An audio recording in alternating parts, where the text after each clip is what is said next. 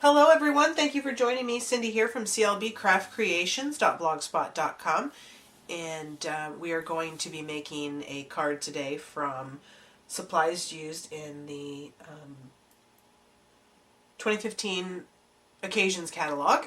You'll have to pardon my very stuffy, congested voice. I've been fighting some allergies. So anyway, we're going to be making this card today, and this is going to be demonstrating partial die cutting. I'll open it up here so you can see that the balloons are actually, they are cut into the card base, and so that's what we're going to be doing today.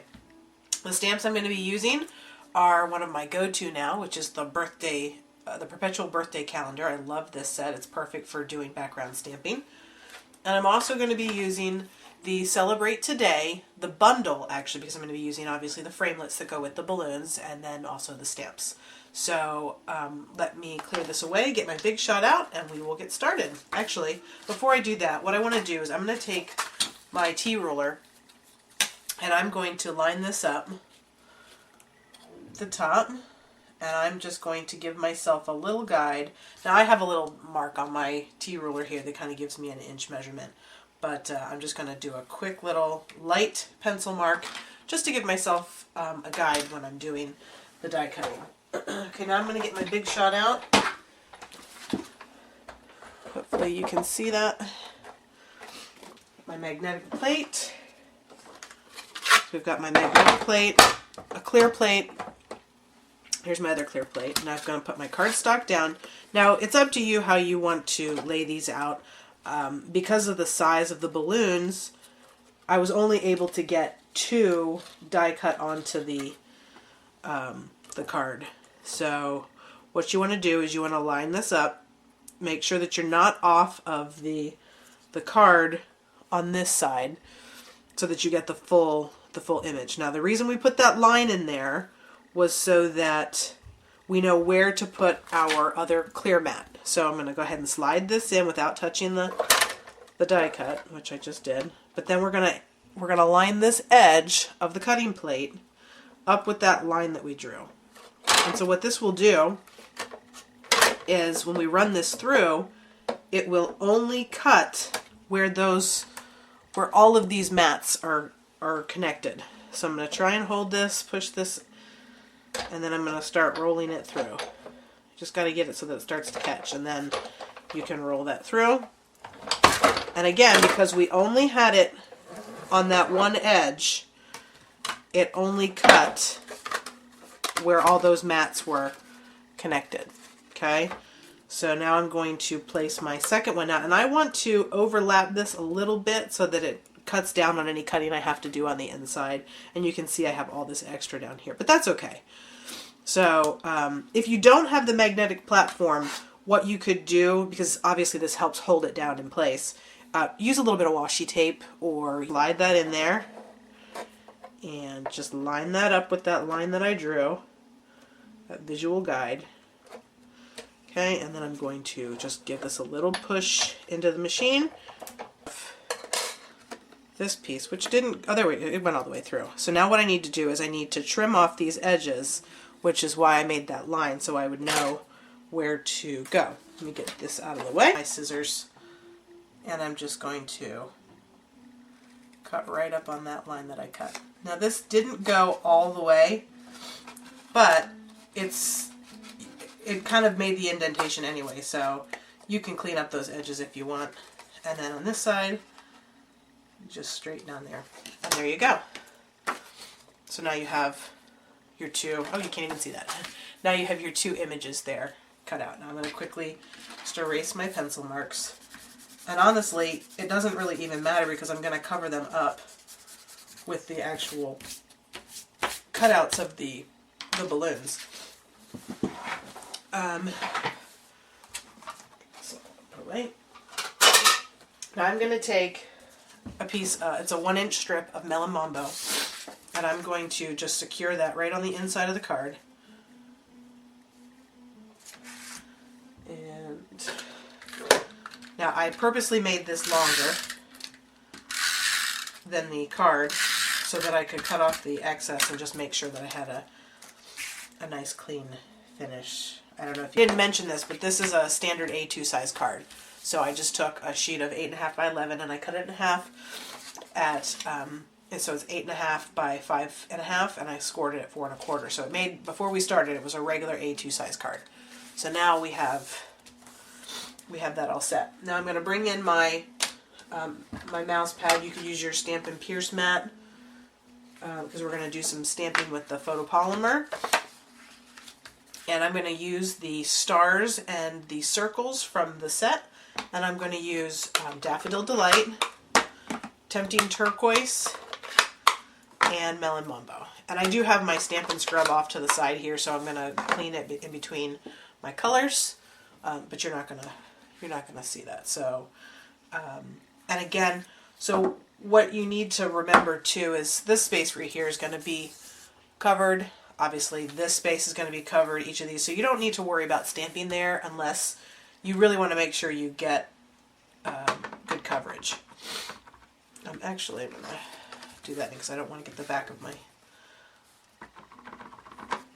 Okay, and then you're just going to start stamping.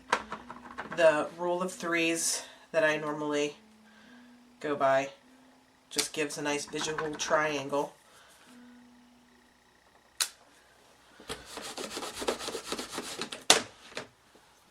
Go with the Melon Mambo and some stars.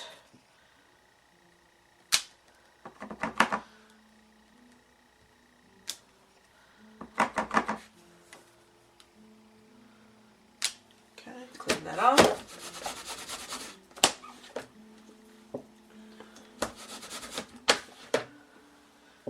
And I'll do some Daffodil Delight dots. This is really right there. Okay, clean that off. If you hear the piano in the background, my kids are home for a school day today, a snow day, so they're upstairs messing around on the piano. I can never get them to play it normally, but apparently when I'm down here trying to video, they want to play the piano. Now, while I have my inks out, what I'm going to do is I'm going to open it up, and I'm going to take the stars and dots image from the Celebrate Today stamp set, and in Melon Mambo, I'm going to ink that up, and I'm going to center that in the middle. Gently down, gently up, okay? And then I'm going to, in Daffodil Delight, put the happy right up here where the stars are scattered more. Okay, and then in Tempting Turquoise, going to ink that up, and then I'm going to nestle that right in there. Could have actually gone down a little bit further. I kind of wanted to get the birthday right in here, in that opening space, but that's okay. It looks good. Alright, so now that's all the stamping. I did go ahead and do a little bit off camera just to save some time. I went ahead and die cut Melon Mambo, Tempting Turquoise, and Daffodil Delight using the balloon die. And I also went ahead and actually heat embossed in white the word Celebrate for the outside. So, get that stuff out of the way. And what you need to do for this, so I'm going to use some of the white baker's twine, the Whisper White Baker's Twine. And I wanted it to, so this top balloon is actually not going to be coming off of the card.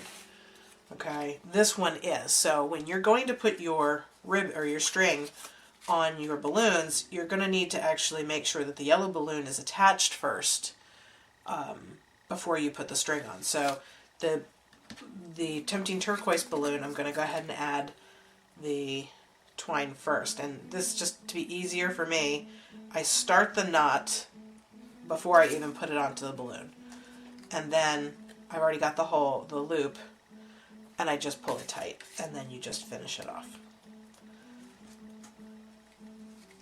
Okay, and then I'm going to cut just that little piece off the top there, maybe, and I'm just going to cut a length, and then I'm going to make all of them fall evenly. Now, this one I want to go ahead and put on because I need to put the yellow one on top of it. Or actually, I need to put the yellow one on first. Sorry. So let's make sure you get the little balloon tip at the bottom. Although it's not that important, just because when you put your string on, it'll secure it as well. So, alright, so I've got that one on. I'm going to go ahead and get my string. Again, do the same thing. Just start your loop off camera. And then pull tight on. Makes things so much easier than trying to maneuver the balloon. Okay. And then cut off the excess there. And then cut a... Now, I realized that after I did this card that it's very rare that you would have your balloon string going this direction and then your balloon angling that way.